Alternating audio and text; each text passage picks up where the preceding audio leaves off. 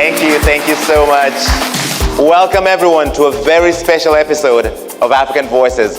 I'm Madowo, and for the first time ever, we're taping this in front of this wonderful live audience in Lagos, Nigeria. So spontaneous, completely unprompted. I should take you everywhere. African Voices is now in its 15th year on CNN, and we're celebrating by doing something we've never done before, this live taping, but also doing something we're known for, which is bringing you change-making stories from Africa's best characters. Our guest for this special show definitely falls into that category. She's a multi-award winning singer, songwriter, and performer who's not only one of Nigeria's most beloved artists, but also a global ambassador for African culture. She's much beloved across Africa and around the world. I'm talking about Miss Mama Africa herself. Y'all, give it up for Yemi Alade. Thank you. Ladies and gentlemen, Yemi Alade. Welcome. Wonderful to see you. Thank you. Thank you. How are you doing? I'm good, thank you. You look wonderful. Beautiful in yellow. As always. Thank you. And it's great to be in your city. How are you doing? I'm feeling very good. It's good to be back in my country. The weather is amazing. It's cold everywhere else. And It is not cold here. It's not cold here. It's really hot. How are you as well? I'm great. I haven't seen you. I've actually met you. We've interviewed you twice before, back when I was a broadcaster in Kenya. And Yes. It's great to be doing here. Yes. This right now. I gotta say, first of all, congratulations Thank you. on your Grammy nomination. Thank you. Thank you so much. Thank you. How does that feel? Whew, it feels surreal. It feels like it feels like a miracle to me. Like a miracle has happened in my life, and it's a good time to be alive. You were nominated for the song Tomorrow, solo nomination, which is obviously the best. Yes. How did you and your team feel? How did you celebrate to be recognized after more than a decade of making music?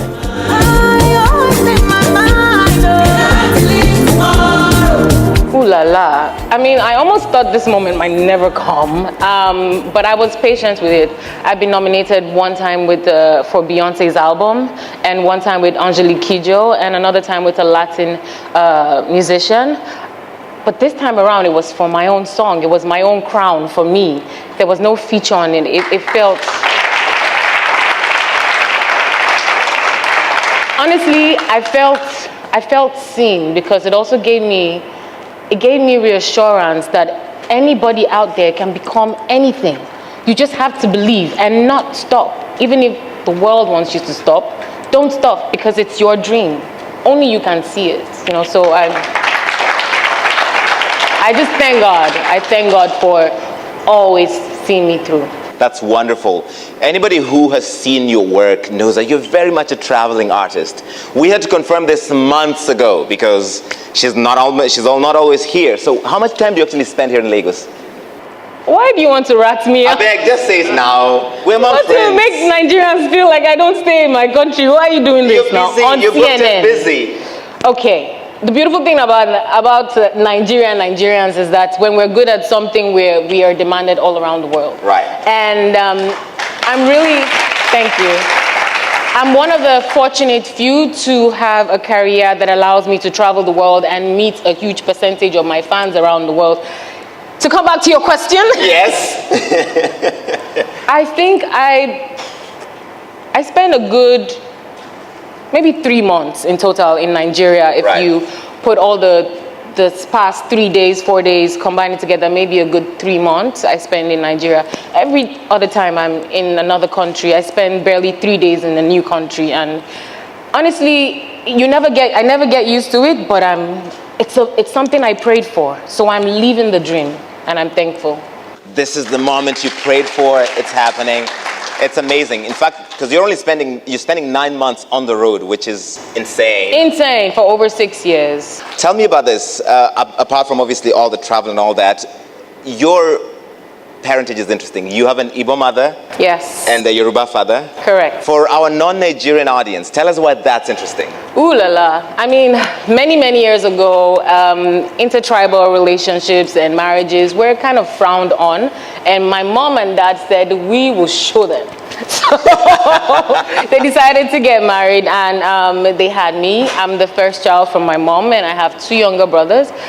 The spicy thing about their relationship is that their relationship is the reason why I'm so in love with the African culture, because I grew up in a family where I would enjoy the cultures of the Yorubas and then the culture of the Igbos, from the food to the language to the way of life.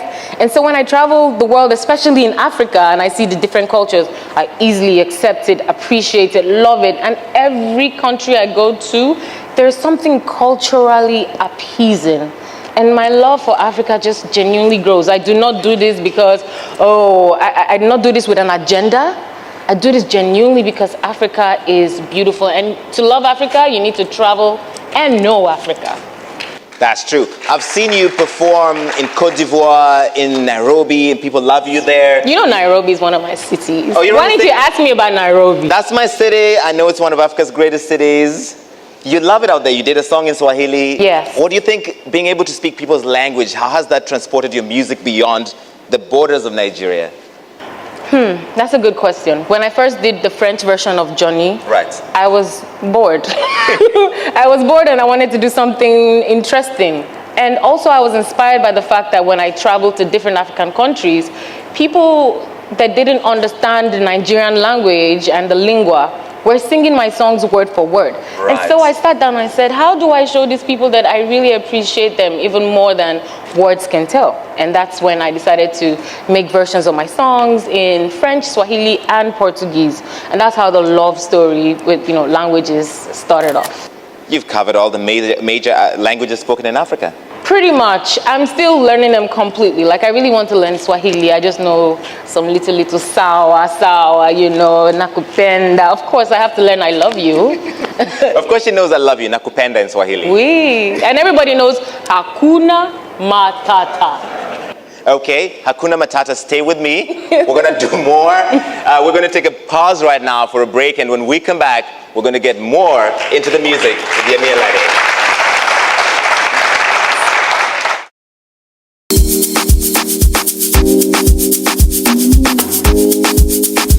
Welcome back to our special interview with Yemi Alade, taped live here in Lagos, Nigeria. Yemi, how are you feeling? I'm feeling very good, thank you.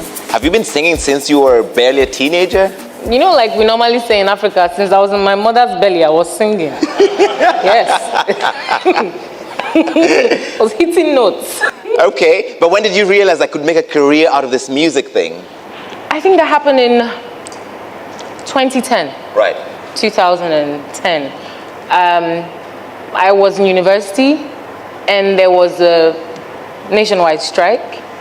I had nothing to do, and so a friend of mine who believed in my ability decided that she encouraged me to go for a talent show. I didn't want to go, so she filled the form and said, you must go.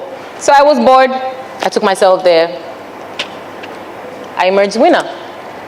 And that's when I realized that this singing that I'm always singing in church and everywhere, I can actually make something out of it. The Igbo part of me just... And I'm grateful that the music chose me. Johnny was your first major hit. It blew up internationally, now has more than 160 million views on YouTube. Correct. But the genre is actually high life, which is traditionally Ghanaian, right? But you dipped into it and it blew up. Tell us about the process of making the song. I'm looking for my Johnny. Where is my Johnny? I mean, you said, first of all, that High Life is originally Ghanaian. We have to talk about that. Oh, I opened Pandora's box. Okay. I mean, I grew up in a time in Nigeria when High Life was definitely a big deal. And as far as I know, Nigeria, Ghana, etc., we have already been pre-connected via music and everything. So I feel like it originated both here in Nigeria and Ghana. The question is, how is it that that genre became global? I Right. do not know. I have no idea.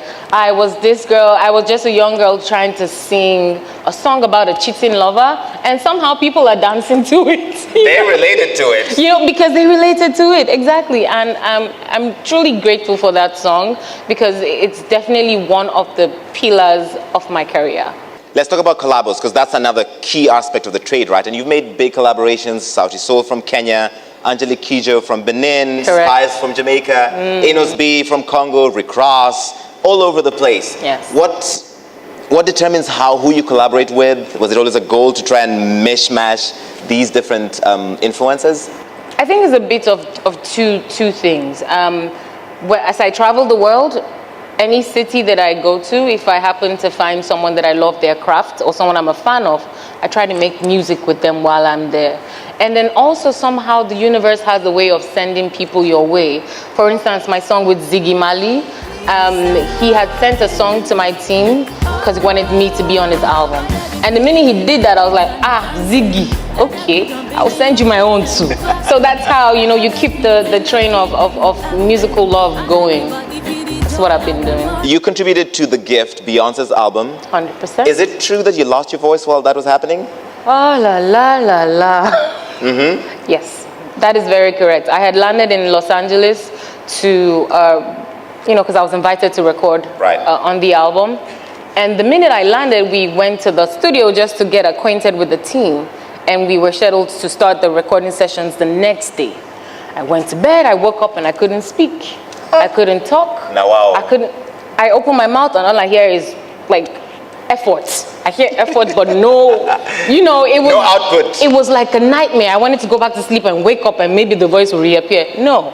And so thankfully, I just decided to wrap myself up because I have a thing of believing that what will be, will be. Right. I mean, if I'm not meant to be on this album, peace. But I decided to still fight for that moment. So I did the little rituals that I normally do to keep my voice going, which is the vitamin C's, the hot teas, the gingers, and stay warm. And I just stopped talking. So I was communicating via little notes. Right. And old school.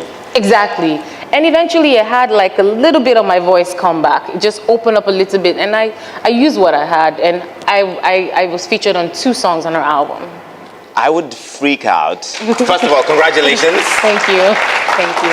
I think I would lose my mind if I am about to contribute to a Beyonce album and then I've lost my voice. Look, in Nigeria, they say that your village people, they have done something. Your village people. Look, they were working hard. I tell you, but Jehovah, God is good. I'm sure major labels have made offers to you, but you've chosen to remain independent and work with the same team this whole time. Why is that? I mean, I'm not proud though. Don't get me wrong. First of all, even the nomination, the Grammy nomination, I'm the only indie artist that's been nominated. This is one of those things that people say is impossible, but God has made it possible. Now, when you say that other labels have, made offers and we haven't accepted, it's not because they're not good enough, no. But there's certain relationships, business relationships, that must be crucial to your goal. I mean, if your goals for me are not in alignment with the goals that I've set for myself for over 10 years, then we should not be in the same boat. And so far, we are still waiting, and as we're waiting and walking forward for the right people to join the line. We want people to join the line. We don't want people to dissuade us or derail us. Right. And if you have a team of 2 people, trust me, that's all you need. I feel like this is a masterclass in succeeding in the industry, which is not easy, as you said. Stay with me. We have more coming up.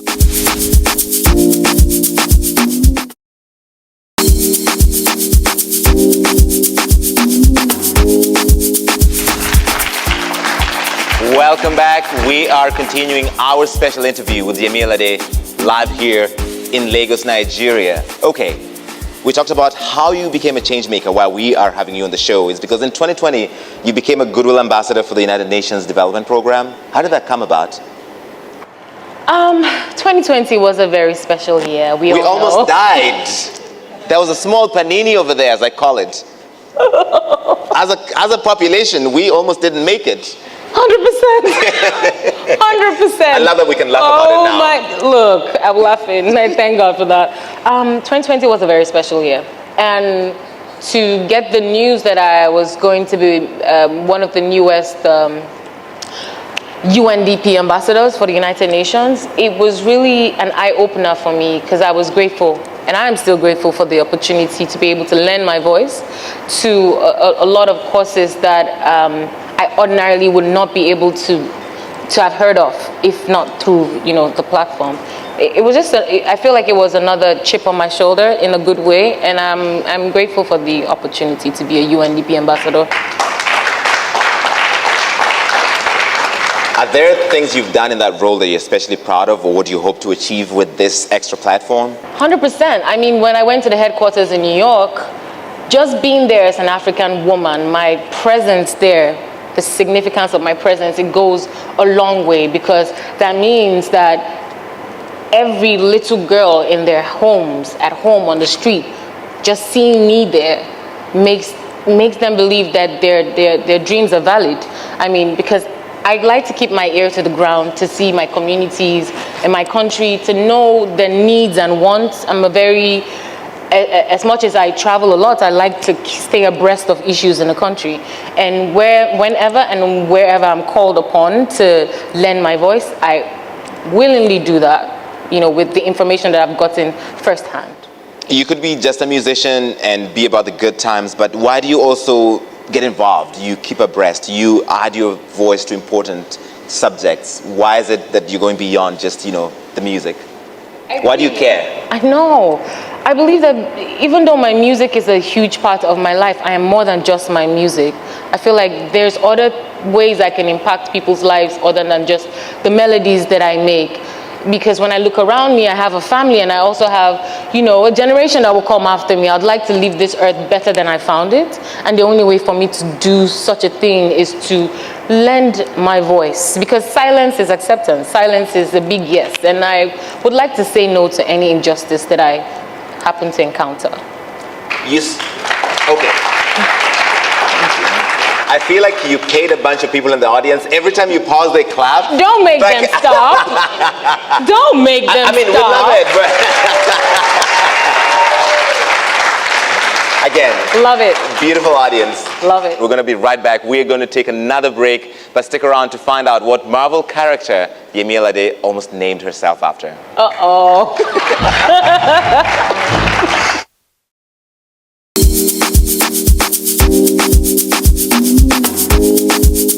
Welcome back. We're still here in Lagos, Nigeria with Yemi Alade.